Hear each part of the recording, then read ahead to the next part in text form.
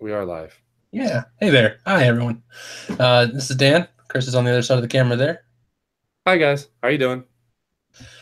And this is episode 3. I think it's episode 3 of Unscripted. This is Two Wise Guys Show discussing the news and everything else. And today we are recording on February 17th, 2018. And I'm sure that everyone has heard either through watching TV on the news or watching the news on the TV or through browsing the internet or going on social media or whatever. You've all heard about the shooting that happened down in Parkland, Florida this week. So that's what we're going to be talking about. Perhaps we'll get some other stuff too, but mainly this is what we're going to be talking about this week is the shooting, what happened, what kind of things we can be taken away from this, what kind of lessons can be learned, and probably also touch on the gun control thing because that's where everyone goes to. But I just wanted to go ahead and turn it over to Chris. He'll start off the show and he'll let us know what it is that we need to know about this incident. Yeah, you did mention what can be taken away from this. That was interesting, right before gun control. So, yeah, we'll probably get into that a little bit later. But yeah, for the moment, I just wanted to touch on a couple of articles just related to this event. First of all, just want to say that our hearts go out to all of the victims involved with this tragedy, and it's something in life that no one should ever have to experience, and unfortunately it's something that did happen. So our hearts, our thoughts, our prayers go out to the victims and their families, to the first responders, to everybody that's involved in this tragedy. And we just hope and pray for healing and that you can get back to your lives in some form or fashion as soon as possible. So with that, I'm just going to move into our first article here. And again, these articles are mostly just focused on they're focused on what could have basically been done to prevent this, which I think is kind of a natural human reaction to tragedy is, okay, what could have been done to prevent this? I know for me personally, I've been in a couple car accidents myself, and that were my fault. And afterwards, I was kind of kicking myself like, oh man, if I hadn't done this or done that or done whatever, then this would have never happened. So it's sort of a natural human reaction, a natural human thing to want to process, to help process an event like this, is to see what we could have done to prevent it. So this first article here, just going to read the headline. The FBI, it's out of the New York Post. The FBI admits it did not investigate a tip on alleged school shooter last month. This tip was submitted on January 5th by, quote, a person close to the shooter. The person called the FBI and said in a statement, quote, he has a desire to kill people, erratic behavior, and disturbing social media posts. And then another quote was potential for him conducting a school shooting. So a person, it doesn't say who it was, could have been a family member, could have been a friend, a classmate, we don't know, but they did call the FBI. And the FBI admitted that they failed to pass this particular information, this particular person's call, their tip, to the Miami field office, which would have been the closest FBI office to this tragedy. And the FBI said they should have, that this basically should have been assigned as a potential threat to life. And in addition to that, there was also a YouTuber who says that he tipped the FBI about Cruz, the shooter, on September 24th in 2017. So last year, we're talking, what, about 5 months ago, left a tip. Apparently, the shooter left a comment on one of this YouTuber's videos saying, quote, I'm going to be a professional school shooter.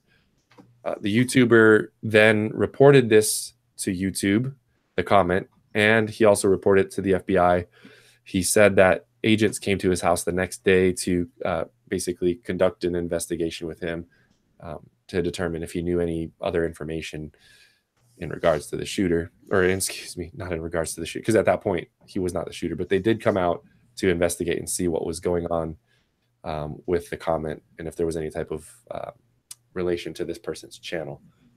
So that's article 1, story number 1. And it's on the face, it's pretty disturbing because the FBI is admitting here that they should have basically taken this further than they did. In other words, they barely did anything, and they didn't.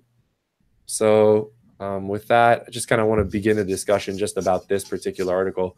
There's one more article I want to share after this, and then just maybe a few questions that we can sort of like spitball and answer or go through after that. But what do you think, Dan? First of all, I guess the first question probably should be, could the FBI have prevented this? Did they do the right things? They're saying they didn't send the information, but is there something they really could have done? I think, I mean, they could have at least gone and talked to the kid and talked to his family. From what I understand, I think he was adopted and his adopted mother died. And so he was living with the family of a friend or something like that. I'm not really sure exactly how the story went. Cause they talked about it a little bit at first, but then they kind of backed off from there. But I mean, legally there's not necessarily anything really they could have probably done per se. They could have probably gone and talked to him. But I mean, they could have tracked him down, but if he was just like, I was just trolling people on the internet and screwing around and I wasn't really going to do anything, then they probably would have just had to leave him alone. Probably could have kept watching him, unless they had probable cause, in which case they could have gotten a warrant and pursued surveillance that way. But I mean, really, in this situation, it seems like the FBI probably dropped the ball to a degree, but at the same time, there wasn't really a lot that they could have done. I mean, he was 19 years old, and so he was of legal age to own the gun. As far as we know, he wasn't. He didn't have a criminal background. At least nothing that would have prohibited him from acquiring a firearm. And he was shooting his mouth off on the internet like everybody else in the world does. So it's kind of like, what exactly could they have done? I don't know. I don't know if there's really anything that they could have done. Obviously, it would have been great if they could have just gone in and picked him up. But I mean, I want to stay on topic and stay focused, but I've kind of been thinking a lot about this whole situation since it happened. I think it was on Wednesday or something like that. I think it was Wednesday when this whole thing went down. But the thing you have to consider too is that, like, we don't want to get in the habit and set the precedent and make it acceptable for the federal government, whether it be the FBI, the CIA, NSA, whatever group it is, or even local police, to be able to just pick people up off the streets because they suspect them that they're going to do something. I hate going to the example of Minority Report because that's what a lot of people do, but it's a good example. It's, pre-crime kind of thing. Like, we think you're going to do something, so we're going to arrest you and detain you. But in this particular instance, it would have been great if there was something that could have been done, but I don't legally see what could have been done to avoid this from happening, aside from the obvious that I'm sure people are assuming that we're going to get to eventually. But what do you think, Chris? Yeah, I agree with your statement that other than speaking to the kid, maybe a few other things, there's not much that legally could be done. I don't think they should have done anything along the lines of arresting or anything like that. I don't think I am in complete agreement, and while that probably would have may have prevented this from happening, what happens when he gets released? He's just more angry, and it doesn't really prevent anything. So I think in a case like this, when you have somebody who's clearly mentally disturbed, who's posting disgusting comments like we read already on social media with his real name, that to me is a clear indication that a person is not all right. They're not all there. Mm-hmm. So, and I'm just Joe Schmo, but I'm pretty sure the FBI can put those data points together and figure out the same thing, if not better, much better than I could. So do you think they could have been in their legal rights to talk to this kid and then say, hey, maybe you should go, maybe a little forcefully, maybe you should go to get some help. Why don't you go to a psychiatrist, talk to somebody about this stuff? let's see if we can't get to the bottom of these things. Yeah, that's a good solution. I mean, I don't know if it's a solution per se, but it would have been a good first step. And but then it comes to the question, and I hate sounding like I'm defending this guy because I'm really not. But my thought goes to: is that the role that we want the government to play? Um, maybe just going and saying, "Hey, this is something that was brought to our attention. We need you to explain it. We need you to understand what your thought process was behind it." And then why didn't the family step in and say, "Okay, we're going to take you to get some counseling," and or you search his room, make sure he didn't have any weapons. I don't know if he was storing them in his house or not, but um, I mean, but then again, I guess even there, it's like he's an adult. I mean, what exactly can you do aside from maybe kick him out of your house if he refuses? So I feel like the problem I have with this situation is that this is very much like every other school shooting or mass shooting or whatever you want to call it, where the media wants to portray it in a particular light, and then people on social media and individuals who just are living the normal everyday lives, they either echo that or they have very simplistic thoughts and they say, well, this is bad, let's do this. And these things are a lot more sophisticated and complicated than anyone wants to give them credit for. Like these the things that we're talking about are extraordinarily complex, and there's a number of reasons for that. um, like I said, like it would have been great if they could have gone and been like, hey, you did this, we're taking you to jail so you don't kill anybody. But you can't do that. There's legal reasons why you can't do that. There's moral reasons why you can't do that. Um, I mean, who hasn't, shot their mouth off and said something they didn't mean? Um, I guess my point is, I think we need to start considering and being a bit more careful when it comes to this kind of stuff and people's possible solutions for these issues, because it can ultimately lead to a path to where people who aren't planning to actually go and be mass killers are caught up in these kind of dragnet scenarios, if that makes sense. Yeah, that makes sense. And before we go down the route of, where I think you were gonna go, I think it's worth noting that this guy, this 19-year-old, was adopted, so this wasn't his biological family. And I've never been around anyone like that, or as far as like someone being adopted, but I can imagine how difficult, depending on how old you were when you got adopted, I could imagine that being a pretty difficult situation to go through. And again, yeah, I'm not trying to empathize with this person either, but I could imagine that there would be difficulties there. But that being said, when a person is displaying this type of behavior, and it's boiling over onto social media. But I'm actually going to share another article here. Maybe this is the right time to do it, where it states that the deputies visited the suspected shooter's home 39 times over 7 years. And actually, let me just go ahead and share that, because I feel like there's sort of like a mountain of evidence. There's sort of a mountain of circumstantial evidence that sort of is painting the picture of this person being the real deal, and that this was not addressed properly. Because while I do agree completely with the FBI and authorities can only handle things a certain way, when you have like a mountain of evidence like this against a particular person, and there's a lot of things surrounding that person that are questionable and volatile, I think you have to weigh your options a little differently. So I'm going to go ahead and share this second article. One second while I turn on my screen share here. But basically, the title of it is that deputies are called to suspected shooter's home 39 times over 7 years. Let me go ahead and just hit the points on this for you guys. I'll share the article right here. There's the image of the shooter. It says the nature of the emergencies at his Parkland home were included, quote, mentally ill person, quote, child/elderly abuse, quote, domestic disturbance, and, quote, missing person. And this was reported by KTLA.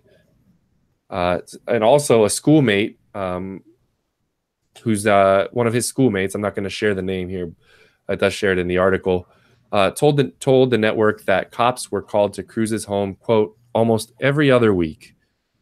And also, in addition to the social media comment that was on this YouTuber's video that we shared at the beginning of the broadcast.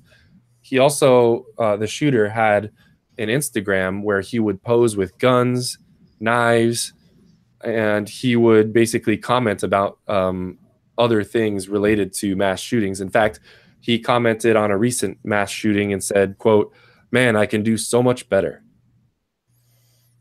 You know, when you put all these things together, it begins to paint the picture of someone who's ready to kill, who's not even someone who's planning to kill. Right.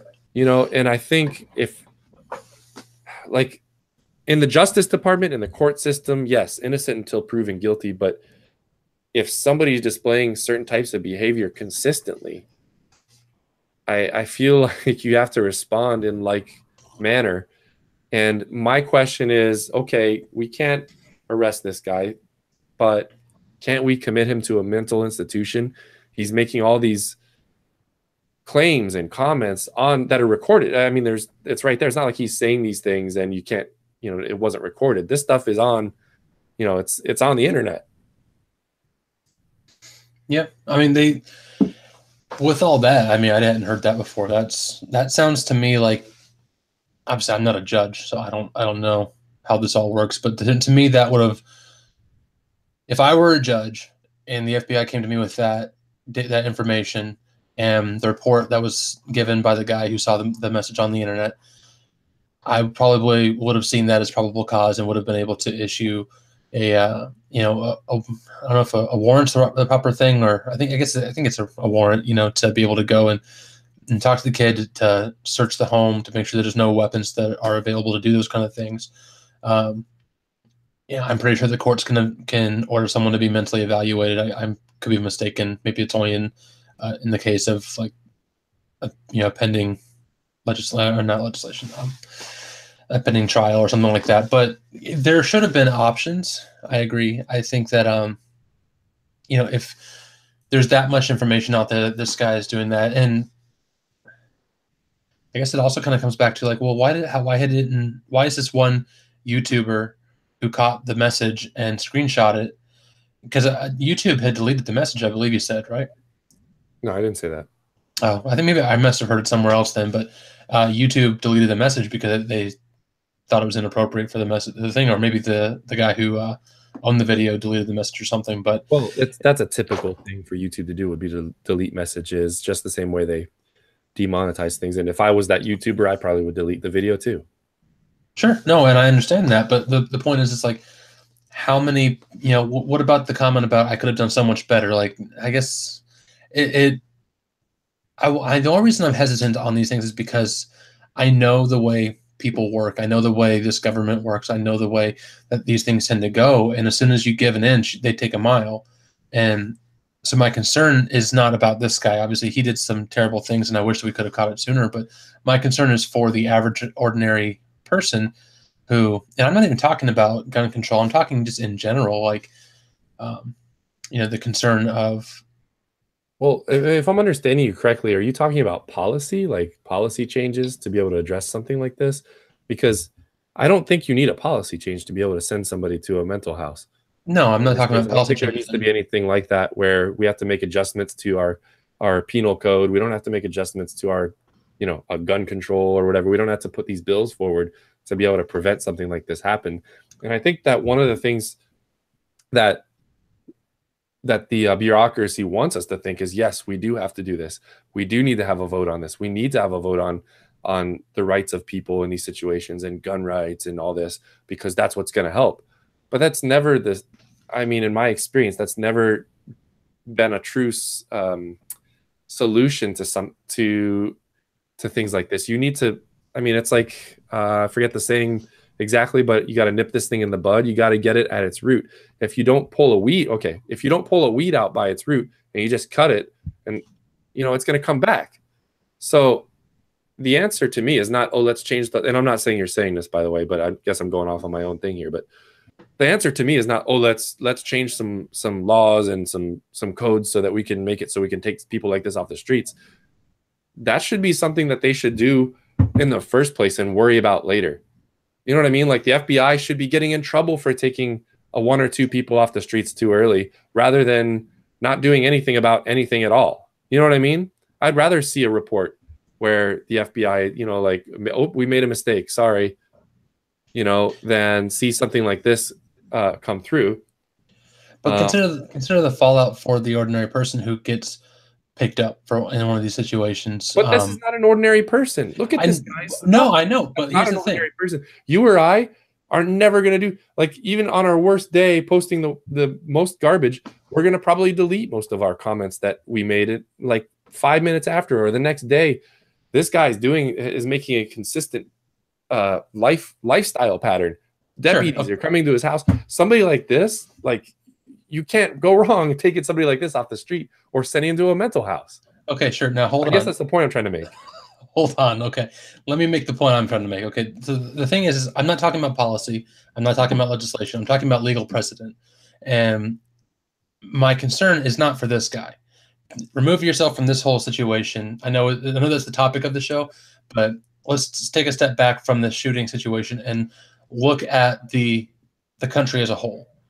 Okay, so pretend this isn't this shooter guy. Pretend this is just some guy you work with. Okay, and all of a sudden, he's being an idiot, shoots his mouth off about something on the internet, and all of a sudden the FBI come and they take him away, or the local police come and take him away. I mean, it's very Gestapo-esque, and that's why I'm urging caution in these kind of situations. Is that whenever these kind of things happen, people get emotional and they want emotional decisions to be made. But whenever emotional decisions are made, bad things end up happening in the long run. And that's kind of address that, right? Emotional decision thing, right? Or emotional decision being made. Is it an emotional decision with the body of evidence in this case? I know you're telling me to look above this case, but the case is the example that we're looking at, Dan. Like, this is the example here. You can't paint everything with such broad strokes, and that's not what I want to do here. I don't want to paint with broad strokes and see where this goes. Like, this isn't even legal precedent. All I was saying previously wasn't saying, like, let's arrest this guy and get him off the street. I was just saying, let's recommend this guy goes get some psychiatric help. Like, pay for his visit so you can go to those things. That's all. I agreed with you. You don't need legal precedent for that. That doesn't do anything. Doesn't harm anybody. That's all I'm trying to say. No, I know, and I already agreed with you on that. I agree with you on that like 5 minutes ago. If we're but the point I'm trying to make is, like, we don't need to do anything crazy here. We're not making emotional decisions like you're saying. All we're doing is saying, hey, here's $1,000, a month, so you can go get some psychiatric help once a week. We'll pay for it. The taxpayers will pay for it. Fine. I'd rather see something like that, where our money's maybe even, going to something like that than to some of these other programs, so we can help somebody like this to get back onto their feet. But No, and I see what you're saying, and I agree, and maybe I am taking too much of a macro approach to this and looking at it, because my concern is always, and spoiler alert to everyone who's never seen the show before, I'm a libertarian. I tend to look at things from a very individualistic point of view. And so when I see these things and I start seeing people's reactions on social media and I start hearing the media talking about these things, my immediate reaction is going to be, okay, you guys are all freaking out because you're having an emotional response to this terrible situation that happened. Let's take a step back. Let's pause. Let's examine the situation. Let's examine the fallout of these proposed ideas that you all have to make the situation better. And is it actually going to help, or is it going to either hurt or potentially become a situation where we end up having it taken advantage of by somebody in the future? Now, I'm not saying, what I'm saying is, like, I'm not concerned about this particular guy, because with that body of evidence, I think that any rational judge probably would have seen that as, probable cause for them to give the FBI access to go and talk to this kid, to go talk to his family, to search the home, to make sure there's no, nothing, incriminating about that. I'm not even saying search the home, like, leave that leave that out of there. Like, sure. The point being, maybe he goes to the shrink and admits he has guns. I don't know, but I'm not even going that far. I'm just saying, like, let's forget searching his home or any of that stuff. Like, let's help this guy, I guess. Yeah, no, I agree. I wish there could have been help for him before this happened. But I also kind of wonder, like, is this, I don't know. I mean, if it's mental illness, if it's legitimately mental illness, was there anything that could have helped aside from institutionalizing the guy? That's what I kind of I wonder. honestly don't. At least nothing that's acceptable to the U.S. government, and to the U.S. public. I would probably, I mean, being a Christian, I probably would say, let's get this guy to a church, but that's not necessarily something that the FBI is going to recommend to somebody who's going through stuff like this, and that's why I'm kind of coming from the angle, like, let's get him some psychiatric help. But yeah, like, let's get him some help one way or another. I think we're in agreement. If it it's a mental illness kind of issue, definitely there should be help. And this is where it even comes from. Like, fine, I could care less. Have the taxpayers pay for it. Fine, we spend money. It would be better than half the things we spend our money on, anyways. But my other issue would be like, okay, well, let have it be a community thing. Like, let's help each other out. Let's just as individuals, as people, let's look out for one another. That I guess it comes back to just loving your neighbor. But I don't know. I think my view right now is a bit skewed because I made the mistake of going on Twitter at like 2 days after or a day or two after the shooting happened, and so I'm like still in like Twitter war mode at this point because the way people are reacting. Well, okay. So you've been on Twitter. I don't go on Twitter. Can you sort of give us a picture of what some of the things that are being said about this are? Oh, I mean, mostly, to be honest, it's a lot of platitudes. It's a lot of the same. A lot of people who are just regurgitating the talking points of the politicians and of the celebrities who are all saying the same things. I'll even pull it up. I kind of got into it with a few people on here, but it was a lot of stuff that was kind of like, we need to get rid of guns. We need to, there's no reason for these. You don't need these things. And I'm like, first off, you don't know what people need. Okay. Most of the people who are on here talking about it are completely uneducated on firearms. They don't understand they don't understand the form or function of what an AR-15 actually is. They don't even know what AR stands for. Most people think that AR stands for assault rifle. It stands for Armalite. It's the company who makes it. And 15 is the model of the gun. Rifle 15. Yeah, I mean, for the longest time, that's what I thought it was too, until I looked it up, and I was like, oh, it's Armalite. It's the company that makes it. That makes sense, or at least it's the company that originally designed it. I'll see if I can pull some of these up. But honestly, the most productive conversations I had on Twitter with anybody, which were very little because I didn't have time or energy to spend on there, was with a guy from Norway. He was genuinely asking, like, he doesn't understand why a good guy would need a gun in America because the debate has gone to that. And so I laid out my case. I have a firearm. I have a couple of firearms. I'm not going to tell people how many because it's my business. But I also I'm licensed in South Carolina with a concealed carry permit.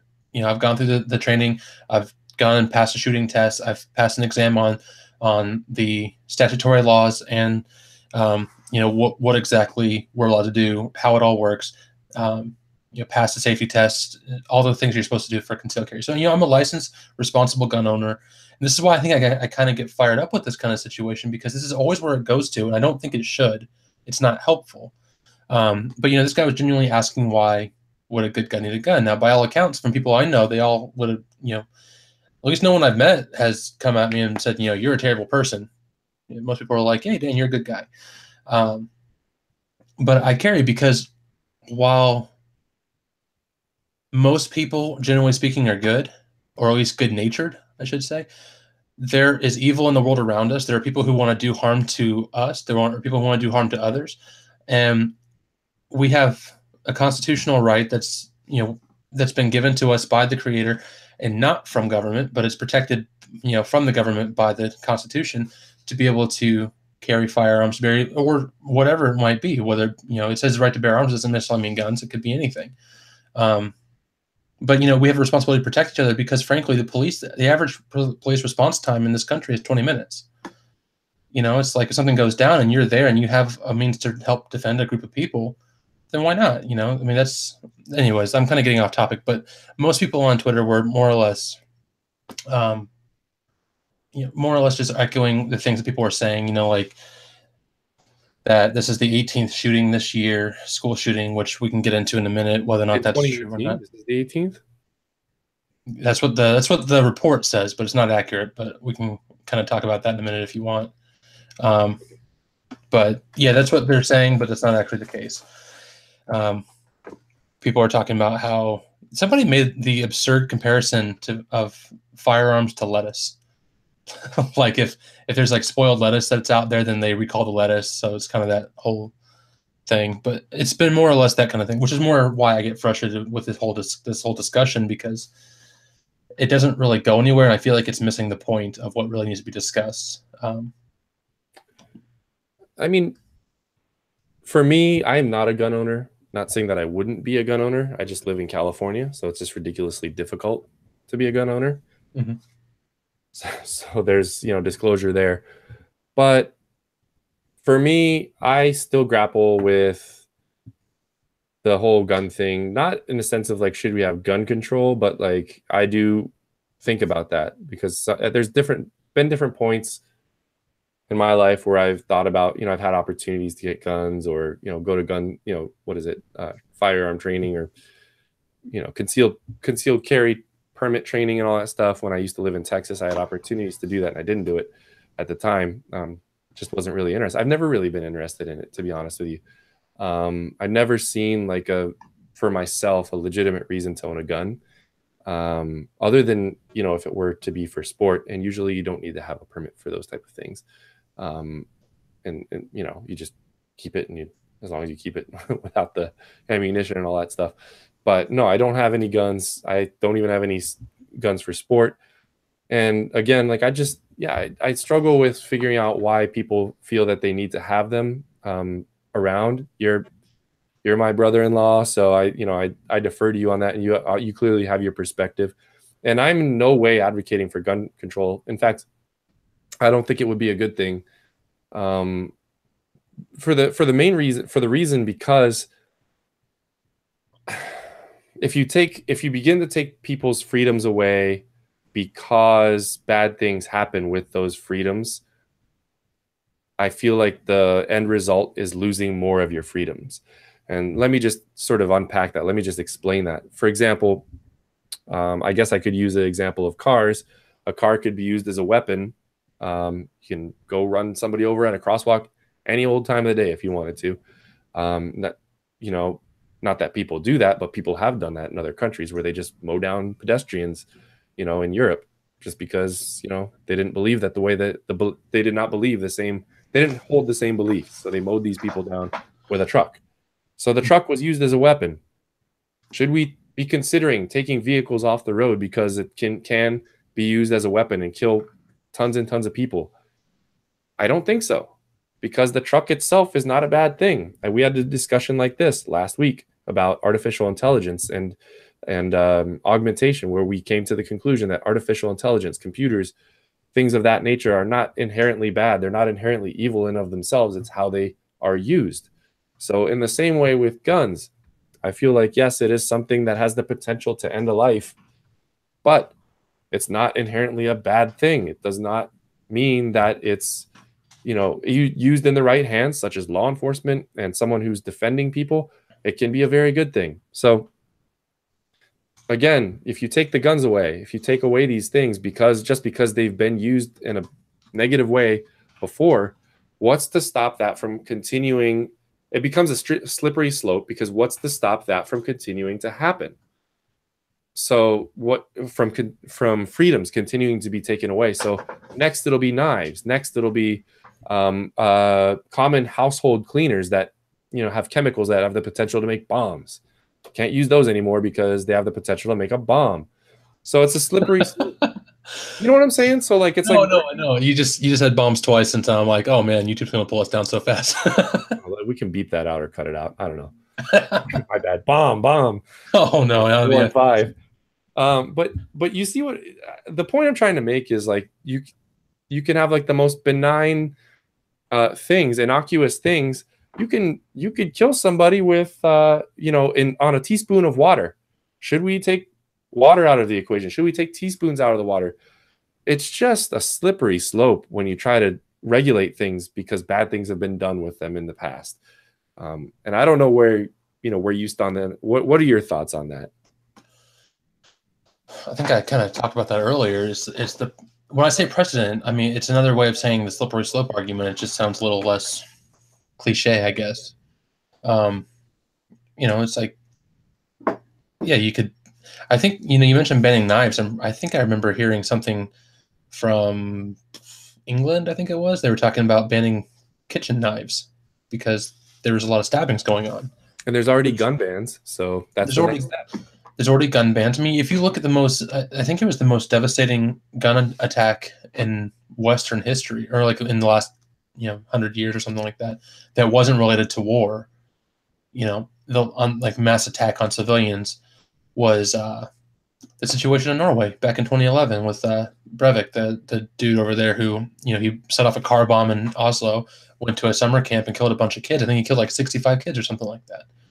And that's in a country that has heavy gun restrictions, if not an all-out ban on firearms. He still acquired them. He still set off bombs that he made from home. So this whole idea of it being a gun issue to me is people making it out to be a gun issue is part of the problem because it's not dealing with the fact that this is a human issue. The issue is not that there are guns on the streets or guns out there in the public. And so if we get rid of all the guns, that's going to stop all the crime. I mean, obviously you look at England, they ban all the guns. Australia, they ban all the guns.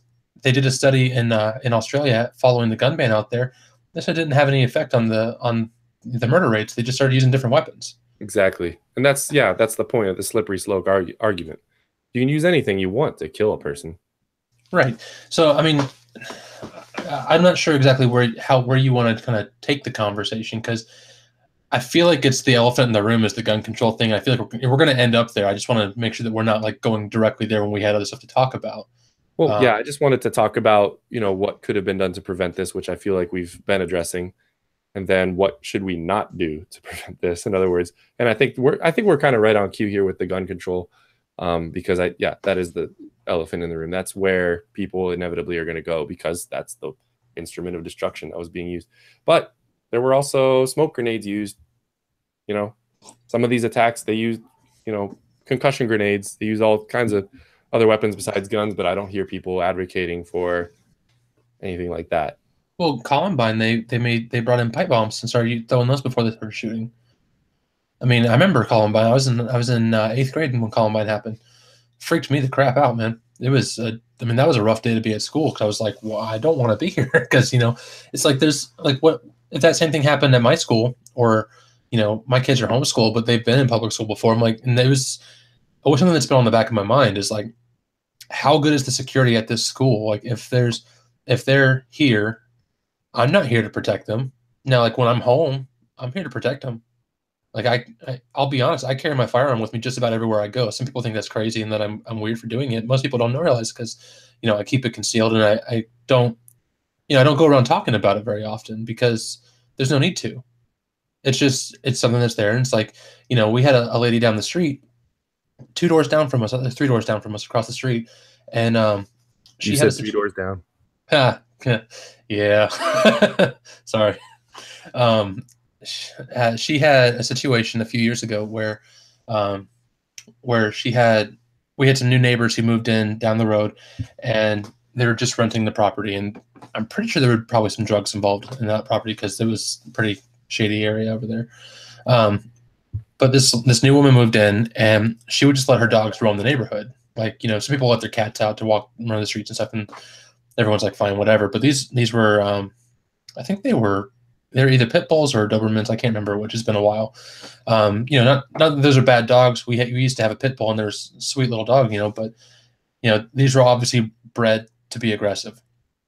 And she let these dogs run the streets and ended up actually killing a number of the pets in the neighborhood. And 2 of the pets that were killed were the lady down the street. It was her 2 dogs. And so, she kind of got freaked out when the dogs got out again and they were coming to get her 3rd dog. And so she ran in the house with her dog and, called the authorities and the cops came down with animal control and they took the dogs away. So the lady who had just moved in, who owned the dogs, came down with a group of her friends and tried to kick her door in to go and hopefully just assault her, not if even just, go in and kill her. It was really a serious situation. And that poor woman was terrified. I mean, she's a little, she's not an old lady. She's like in her 40s, I think, maybe. So she's not old, but she lives there by herself, and she had no way to protect herself. And I mean, that's the situation where I'm like, that could have been us. That could have been, they could have killed my cat at the time. They could have killed our dog that we had at the time.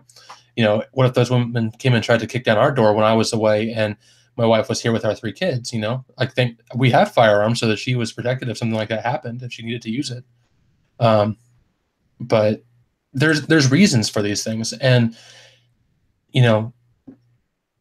the reason why I am such a proponent of this is because people want to take away other people's rights, even though they have nothing to do with it. So one of the things I keep seeing on Twitter as well, and I've seen it on news articles, I've seen it on Facebook, and it really gets under my skin, is the thing that the people who want to get rid of firearms, who don't like the Second Amendment, their response to it is, we're going to they're going to come at you and say that if you're a gun owner or if you support firearms, then you are guilty of this crime. They basically, or just straight out, will say, the NRA or the Republicans in Congress or gun owners in America, I've heard all 3 used, are responsible for the deaths of these kids because they insist on having guns. And we've already established that it's not going to stop anything. But, like, I'm a lawful gun owner. We have family members. Both of you and I have shared family members who are lawful gun owners who never do anything bad like this, and frankly, to insinuate that somebody who simply wants to own firearms either for sport or for home defense or for personal protection, whatever the case may be, that they're guilty of mass murder of kids, of children, it's just gross, Let me introduce. I'll just kind of play devil's advocate here because I agree with you, but let me just introduce this into the conversation. As a parent, of 3 kids, you're a parent of 3 kids. We're pretty accustomed to disciplining, and laying down the law when things happen between the children. So one of the things, and I remember my parents doing this too, is if my sister or I would abuse a particular right that we had, then we would have privileges taken away. And usually those privileges were somehow related. So I don't know, we always like to, or especially me, I like to get on the video games and play on those. And I'd always play too long and wouldn't want to go to bed. And they'd get upset and they'd be like, we're going to take the video game privileges away because this is really just taking away from your ability to function as a human being. And looking back, I totally agree with them and I see exactly where they were coming from, no matter how upset I was at the time. So from that perspective, I can understand why there's people out there advocating for gun control, because a few bad, apples have spoiled, they're afraid that a few bad apples are going to spoil the barrel, basically. And again, I'm just playing devil's advocate here. I'm not necessarily saying I agree with that. Sure. But I can kind of look from their perspective, and it's hard not to bring that issue up, especially if you're not, because let's face it, not everybody looks at society the same way that we do. People who tend to be more on the liberal side are going to look at things and say, you know what, the government does good things for me. Everything that I need is provided. So I'm going to trust them on this. And I don't think that we need firearms anymore. So I agree with them. I think we should take them away because they know what's best for us. So from their perspective, yes, this is totally in line because you're taking away the thing that caused the problem. How would you respond to someone who thinks that way? Let's take away the thing that causes the problem. Okay, my initial response is, one, the government's not our parent, and so that's the way that works. My second response is, we have a constitution, that's the law, so no. My third response, that, go ahead. Sorry, but just a quick response to your government is not our parent response. Mm-hmm. And this is just a biblical response that, the Bible clearly states that all authority is of God. So the government is an authority. And they've been put there to govern and do things justly, even though they don't. So that's sort of my view of the government. And again, kind of playing devil's advocate here, but I feel like that's, I'm not calling them parents, but they are authority that's been put there to help to regulate things. Sure. The problem with that argument, though, is when you look at the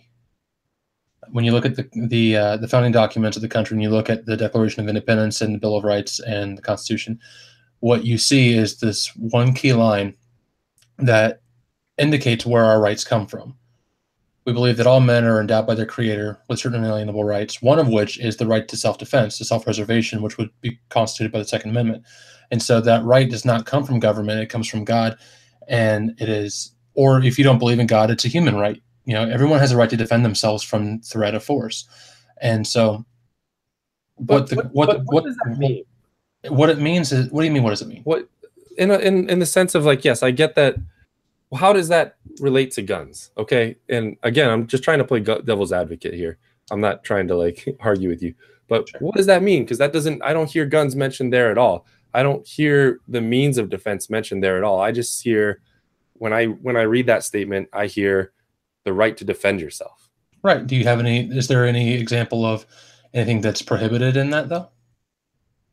No, I'm not saying that, but I know. So the point is that you can take anything out of that you want. So you're not prohibiting anything. Okay, so hold on. So I'm gonna go to the far libertarian side. Okay, this is not exactly where I stand, but I understand their arguments. So I'm just gonna, you're doing devil's advocate, I'll do it too. Okay, cool. The far side of it would be, there is nothing banned in the Second Amendment. Technically, if you're reading it, as it was intended and as it was written, there is nothing that's banned in there. So you could extrapolate from that things that would be included in that right to bear arms could include, assault weapons, quote unquote. It could include fully automatic machine guns. It could include an M1 Abrams tank in my driveway. I wouldn't mind that. That'd be kind of cool. It could be a Predator drone. There's any number of things it could be. If you want to go to the absolute farthest extreme that I've heard some people go to, they would say that includes nuclear weapons. There are people who think that. The thing is, in America, I think we've all come to a reasonable expectation of what that means for the individual. I don't think the vast majority of people don't think that any individual should have a nuclear weapon. I know a lot of people that I think should stay as far as humanly possible away from any kind of nuclear weapon, because they're crazy enough that they just might shoot it off on like Denver because they don't like the city. That may be someone I used to work with. But, I think that we need to consider a few things when it comes to the argument about what that constitutes, because, for instance, I'll bring up some things I've been hearing from people talking about, things that they wanted to get away, or to ban or to regulate or something like that. I can't remember which website it was from. I read it in an article, and it's been kind of a widespread arguments for several years now. And things people have talked about as far as gun bans go is they talked about an all-out gun ban, which I think we've already covered is unconstitutional. And the Supreme Court's already ruled in favor of that anyways. The other ones would be an assault weapons ban, which then you have to ask the question, what does that mean by assault weapons? The thing is that we keep using these buzz phrases and these political key terms without defining what they mean. And so people are out there shooting their mouth off saying we should ban these things, but they don't even know what they're talking about. So for instance, with assault weapons, some people will say, will further describe that as assault rifles. So what is an assault rifle? Is an AR-15 an assault rifle? Technically, no. It's a semi-automatic long rifle. That's all it is. It looks like an assault rifle. An M16 is an assault rifle. An M4 carbine is an assault rifle. But the thing is that those have the ability to be fired fully automatic. The thing I've heard people talk about is banning high-capacity magazines, which they did back in the 90s. And I think it was the Department of Justice even said that with the assault weapons ban, banning high-capacity magazines, it had no effect on, or no visible effect on, the reduction of gun violence deaths. So that doesn't do anything. You look at semi-automatic bans, which I've heard somebody talk about, and it was like, so then you leave people with just revolvers and bolt-action rifles and shotguns. There's still a lot there. I mean, you can still fire off 6 shots from not a lot of people are going into places with extra magazines, unloading it, changing out their magazine, and then unloading it again. So the thing is that with all these things, we're talking about banning these things, but they're not going to do anything. They're not going to change anything.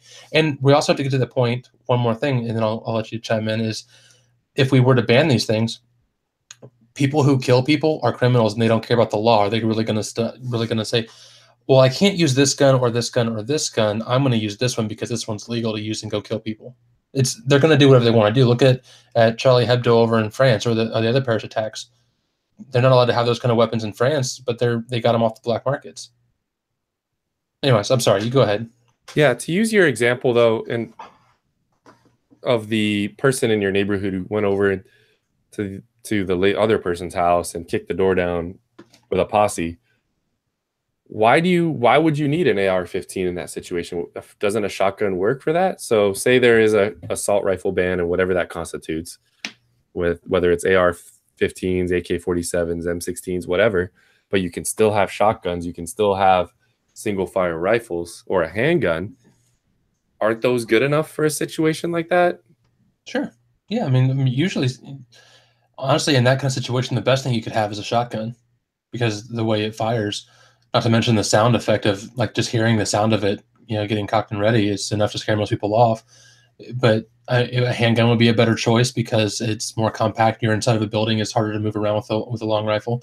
But I've heard about people defending their homes with ARs before, and to be honest, like my handgun has a bigger caliber is a bigger caliber bullet than the ones that this guy was using down in Florida. So, I mean, technically, you could say that that's more of a dangerous weapon than the AR was. It looks like a scary gun, but they're shooting 223s, which is basically small bullets. It's real small bullets. They don't really have that much stopping power. You'd have to light somebody up or know how to shoot them in the right spot to kill them in one shot for sure with one of those. Even though it's an AR-15. The thing is that I hate this debate. I hate the politics of it because it always comes back to the people who want to ban guns are going to say the same things. The people who are in favor of guns are always going to say the same things. I will defend the gun rights because I believe that we have that right as individuals. But at the same time, like it frustrates me because we're not actually dealing with the actual issues at hand. There are cultural issues that we need to be talked about. There are human issues that need to be talked about. We could go to the mental health argument if we want to, but there's a lot of other things that we could be discussing that would be a lot more productive. I mean, we could even discuss the role of the Constitution. Is it a living document, or should it be interpreted as the founders intended it? That was one of the arguments I had with a lady on Twitter. I think it was yesterday. That's what it became, and it was a much more productive conversation because initially she was saying something along the lines of, that the Second Amendment was created for well-regulated militias, which in a modern reading of that, we read that as saying a militia being like basically a state National Guard kind of thing that's well-regulated by the legislature. It's got rules and regulations. In the days of the founders, that's not what that meant. The term well-regulated meant well-trained. It meant these are people who came together, they trained together, they regimented together, and they learned how to work together as a unit because they would have to defend themselves against whether it be a foreign entity like Britain or France, or whether it be the American government or the state government or whatever, or raiding Native Americans, whatever the situation may be. And so the other thing as well is that nowadays militias tend to be groups of organized individuals who come together and they have their weapons stored together and they come in. It's basically like an armory and they come to it. But in the old days, the reason why it was such a big deal for them to have weapons was not just simply for hunting, which may have been part of it, but it was also because when you were with the militia, you brought your gun with you and you went to go to war using your own weapons. And so it was important for people to have their weapons to defend themselves in their communities.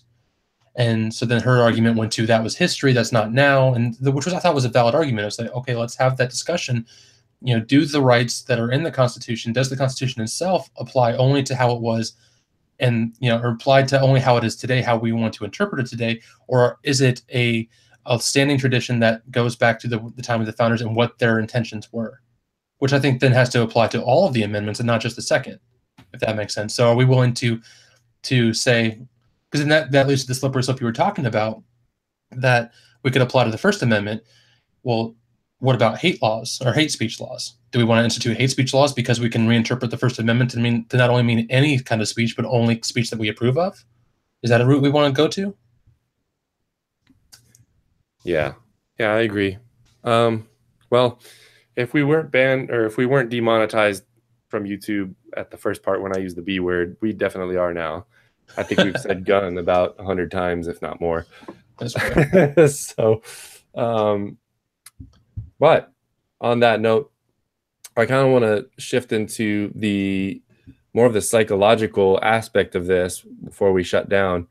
Um, and I feel like when we're talking about preventing this stuff from happening again in a realistic fashion, so I think we both can agree that just um, just straight up banning guns is not going to solve our problem here, because we can just go on to the next thing. We can go on to knives, we can go on to homemade devices, we can do any number of things. We can use a truck to, to end lives.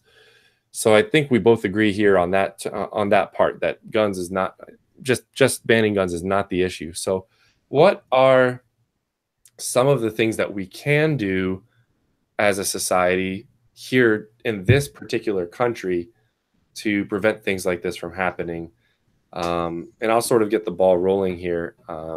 I feel like we, first of all, need to nip this thing in the bud and hit it more at the root, which is, and again, just based on my personal beliefs, I think it's a country of people who've forsaken their God, and I'm sorry for taking it here, but I just feel like this is where, because I'm taking it here because I'm not sorry for taking it here, because I feel like this is the true solution. This is what will really fix things in society.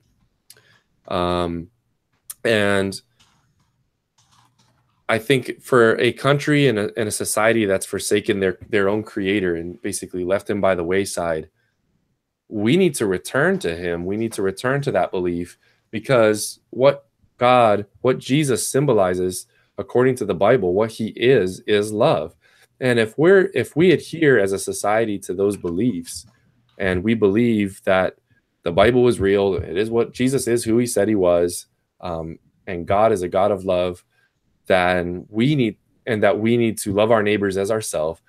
If we live by those tenets right there, forget the rest of the 10 commandments, thou shalt not murder and all that stuff. Because if you love people and you always approach them in love, then you almost don't even need the rest of those. Those are kind of an afterthought, because you're always looking out for the other person, saying, how can I, when you love somebody, you're looking out, trying to do everything you can for them, to make them happy, to interact with them in a positive way. You don't want to have, like, when you're first dating someone, you're not going to treat them like garbage. You're going to just be on your best behavior to let them know, hey, I love you. I really like you. I see you as a really great person. So now take that and extrapolate that into your relationship with every other person that you know. And I'm not saying we're trying to date every person, but what I am saying is trying to be on your best behavior and treat them how we would want to be treated. And I think that would go, if we could live like that, that would go a long way towards preventing tragedies like the one we saw in Broward County from happening. And it would lead us into a true unity as a country, rather than this sort of one-sided unity where we have, the alt-right and the left all disagreeing and at each other's throats because each one believes their worldview is correct. But if we would all just approach each other in love, regardless of our preferences and political views, then I think a lot more could be solved, and we could actually have real discussion and real progress. Yeah, I think that's true. I mean, obviously, Chris and I are both Christians, so my view is the same as his on this particular situation. It's like, I want to argue it from the perspective of those who might not be believers, is that we don't even have to take it to a religious view. It's about morality. And the thing is that I think a lot of people, we talked about this briefly during the last main episode of Two Wise Guys, that, moral relativism is a thing. And it's this view that what's good for you is good for you, what's good for me is good for me. But I think there are shared moral values that kind of weave between different religious traditions and even non-religious traditions. Like don't kill people. That's basic decency. That's not a simply Christian view. It's Judaism believes that, Muslims believe that, atheists believe that. There's obviously outliers in any particular group, whether it be religious or not, who don't think that. Obviously, you look at ISIS in the Middle East, and they're willing to kill as many people as they can in as many gruesome ways as they possibly can. But that's just the way the situation is because we live in a fallen, sinful world. But I think the idea is, you mentioned treat one another or treat others as you would want to be treated, which is obviously people know as the golden rule. It's from the Beatitudes, from Jesus' Sermon on the Mount. But we want to treat one another as family, is the way I would see it too. It's like there's a lot of people that I know who, within Christianity, we refer to each other. Not everybody does, but we can refer to each other as brothers or sisters because we believe that we are adopted into the family of God, and so when we become a believer, we become essentially step siblings with anybody who is also in that same faith. But even just as a society, it's like just treat each other well, treat each other like just treat each other kindly, treat each other with respect and dignity. And we don't have to agree on everything, and we're obviously not going to agree on everything, but we need to stop politicizing all these issues to the point to where it's like we immediately run to our corners and come out swinging.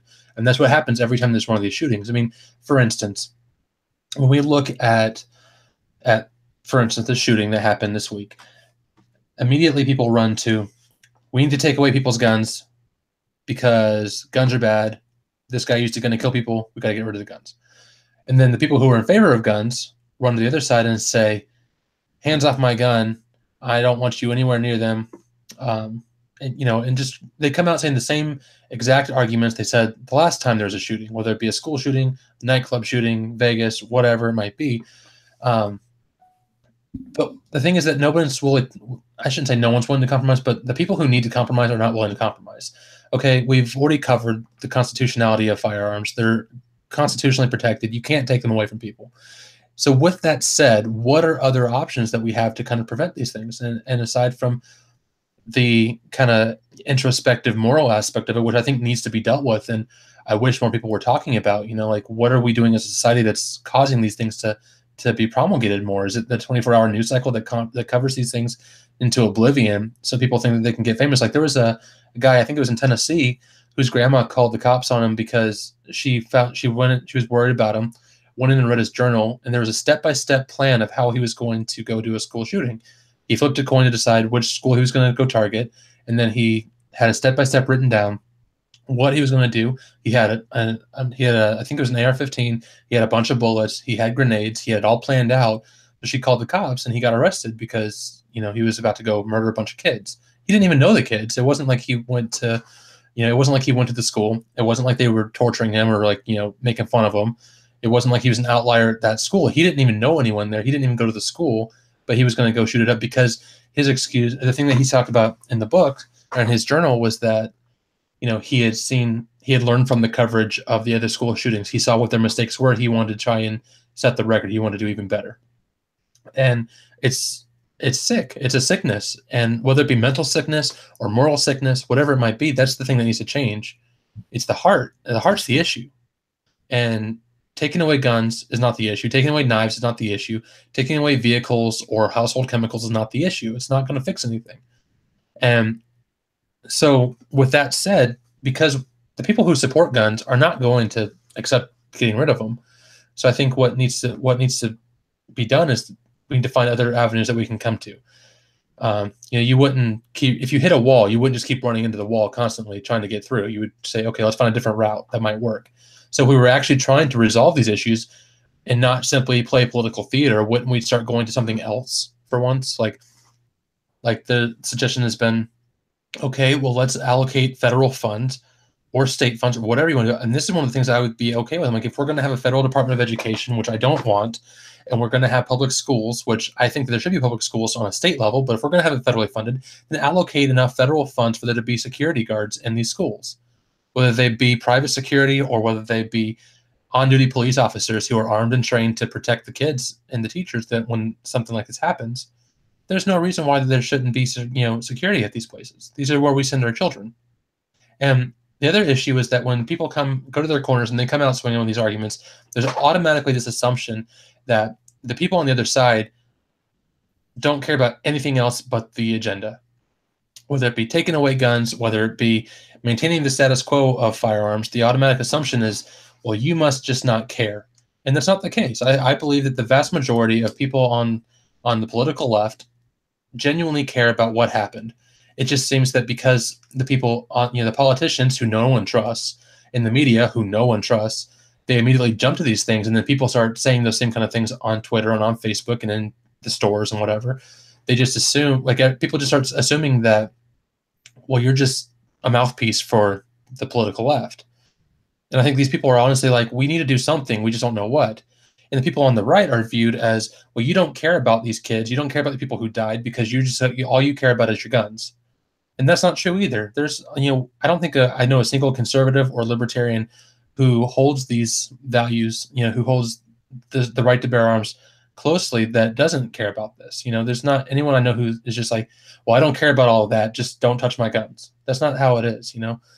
And I think if we can start viewing each other as individuals and as people and not as some part of a monolithic group on one side or the other of the spectrum, we can start to make some headway and start to say, okay, let's find something that's going to work to better the situation, to make sure this doesn't happen again, if that makes sense. Yeah, that makes sense.